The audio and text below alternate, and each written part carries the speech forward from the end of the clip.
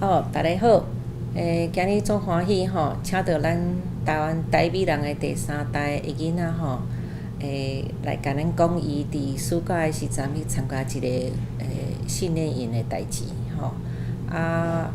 我较听，因为咱即个台湾囡仔伊较会晓讲英文吼，所以咱的访问是用英文来进行的，就是Okay. Hi, Ethan. Hello. Hi. So, I'm so happy that you'll be able to come here today to tell us about your experience during the summer. But first, can you tell us a little bit about your background? Yeah, of course. Thanks for having me. So my name is Ethan Yang. I was born in Los Angeles, California, and I'm currently a junior at Trinity College, which is in Hartford, Connecticut. At Trinity, I'm a political science major and a legal studies minor. I serve in a variety of organizations such as the Asian American Student Association, Young Americans for Liberty, which is a pro-liberty kind of libertarian political activist group, as well as a lot of different organizations on campus. I'm also a national board member on the East Coast Asian American Student Union, which is the largest and most active Asian American organization in the collegiate spectrum today. And I guess today we will also be talking about my internship in DC with the Charles Koch Institute. Yes. Before we get into the program that you attended this summer, can you also tell us a little bit what motivates you into learning about things related to the politics? Yeah, of course. So politics has always been something that I've been really interested ever since I can remember. And then once I really got to college was when I started to dial in my interest in politics and really deciding that going to DC and learning about how everything's run and really taking a more active role in my country and possibly pursuing a career towards becoming a politician, which was what really drove my decision to obtain an internship in DC, which is also obviously one of the best places you can do such an internship. And so in DC, I worked mostly with legal work, and it was with an organization that was a nonprofit law firm called Cause of Action Institute, which forwards economic and civil liberty through judicial action. Okay, thank you for sharing that. And so with this Charles Koch Institute that you attended, can you tell me how did you find this institute and what did you expect to learn from it initially when you applied for the program? So the Charles Koch Institute is a massive philanthropic network with over 150 organizations. And so the Charles Koch Institute in particular is a kind of like a think tank.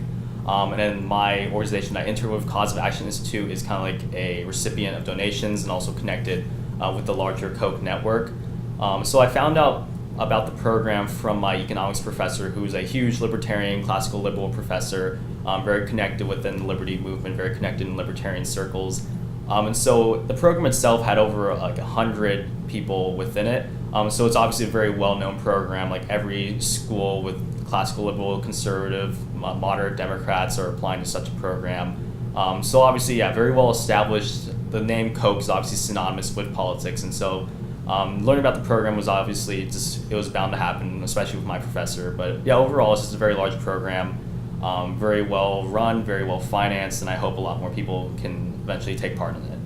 So in terms of internship program, and can you also tell us a little bit about who are the people who apply for it, and then what are the qualifications, and was it very competitive or not? Yeah, of course. So the program itself, like I said, is massive. At the program, there is close to over 100 people present. And those people have political views ranging from like moderate Democrats to hardcore Trump conservatives. So it's very open. That's the whole spirit of libertarianism of the Koch network, is a very open dialogue, really trying to advance society in a very principled manner. So that's why they take a very vast degree of people. In terms of how competitive it is, it's pretty competitive. In order to apply, you need to go online, fill out an application, has a bunch of essays you need to write. There's also a video portion where you have to submit a video of yourself talking about like obviously what your goals are for the program, and if they like you, then they'll interview you over camera. And then once you're actually given, once you pass that portion, that's when they give you access to like this huge list of partner networks, and that's kind of like the hardest part. So those partner networks are obviously all the various organizations that you can possibly intern at, and then you need to obviously you need to apply for those networks again. So there's essentially 2 application processes, and it varies depending on how popular and competitive your partner network would be. So for example, mine was the Cause of Action Institute, pretty competitive, very well-known organization within that spectrum. And there's also places like the Cato Institute, which is one of the most well-known think tanks in the world. There's places like the American Conservative Union. There's places like Victims of Communism. So there's this very vast network that you have the option of applying to. Wow, that's very interesting because a lot of institutes you were mentioning I never heard of before. So also, after you enter the internship, can you also share a little bit about what kind of training you've been through during those 2 months, right? Mm-hmm. Yeah. So it really consists of 2 different lives. So Monday, Wednesday, Thursday, and Friday, I'm working a normal 9 to 5 at my partner org, which is Cause of Action Institute. So that is like I said, a nonprofit law firm that deals with administrative law, and so obviously I'll be doing the various tasks related to that. But every Tuesday we all meet at the Charles Koch Institute, which is located in Arlington, Virginia. So like I said, there's interns would apply, and then once they get into the Charles Koch Institute, they apply again to a partner org. And so we're all spread out around DC, and every Tuesday we would meet up at the Charles Koch Institute. And at the Charles Koch Institute, the day consists of 3 types of workshops. So the first workshop would be kind of like a general professional development workshop where we talk about like respecting people in the workplace, like just really basic things like that. But there's also what they'll bring in like professors and guest speakers to talk about like very like academic topics like economic freedom or tolerance or free speech, like something very interesting and academic like that. And another workshop would be, we would learn about Koch's specific management style, which is called market-based management, which is like a very new, like innovative way of running a business that he just came up with. So every Tuesday we would learn about all 3 of those topics, just interchangeably in different types of orders every single week. Wow, it sounds very interesting, and a lot of things and the concept that you have learned from the different topics. But can you also tell me what gave you the most impressive lectures you have during the internship? Mm-hmm. Yeah, so that's actually a pretty tough question since there's just so many great lectures. But like I said, the Charles Koch Institute brings in all sorts of guest speakers and professors who are really knowledgeable about the topics, and they're usually dealing with the term classical liberalism, which is obviously a political philosophy mostly associated with libertarianism, free markets, tolerance. So I guess if I had to pick one off the top of my head, I think I would say I'll name 2. So there's one about foreign policy. So it was a foreign policy talk about how American interventionism in the world is really messing things up more than it should be, and that we should be less involved with their military, more diplomatic. And this is obviously something I really agree with, and something I think would be really productive if we actually started not getting in people's business and just wasting less money on military. But another one would be kind of like the philosophical like advantages of the free market, capitalism obviously versus socialism. So it really gave the kind of like a perspective most people don't hear about. A lot of people like to talk about how capitalism is kind of like a robust system that creates wealth, but socialism is like, it's a lot nicer, it's more fair, but it just doesn't work. But he really gave the perspective of saying not only is capitalism more effective and works better, it's also more moral, actually much kinder than socialism. So it was kind of like a new perspective on thinking about how the free market works compared to, say, socialism. Also, I know you also have the internship at the nonprofit law firm. Mm-hmm. So it's 3 days a week? 4 days a week. 4 days a week. Mm-hmm. Can you also share some experience on that? Yeah, so this internship with the law firm, as a 20-year-old, this is actually very rare that people my age actually get into law firms. So I was very fortunate to be able to get this internship at that particular law firm. But yeah, like we said, it's a nonprofit law firm that focuses on administrative law and usually takes up cases that forward economic liberty or civil liberty. So my usual work would usually be like working on big projects they have. So one big project I had was an audit on the Freedom of Information Act. So the Freedom of Information Act is essentially it's a transparency act that allows a private citizen like you or I to send a request to the government that we want, say, some sort of record. Like we want to know about what this person, how much money did you spend on this project, or what were the emails regarding this subject. So the government can't keep that a secret from us unless there's like a very good reason why. So if you can, so like this act was implemented decades ago, obviously for transparency. And so my job was to really go through the regulations of every single federal government agency to see if they were compliant. So every government agency has to have a set of regulations that really instruct the citizen, like this is how you can get these records from us, and like these are your privileges, and this is like all the processes. And so every government agency has to have like a very similar code of conduct. So my job was to actually go check if they actually did that. And lo and behold, the government's very behind on this.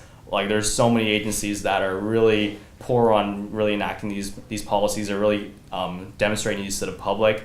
And there's also, I work on cases, so where there's a huge landmark case going on right now versus D-Link Systems, which is a Taiwanese software manufacturer. And so what the problem is that the FTC, Federal Trade Commission, is suing and issued an injunction, which injunction means stop making a certain item on D-Link.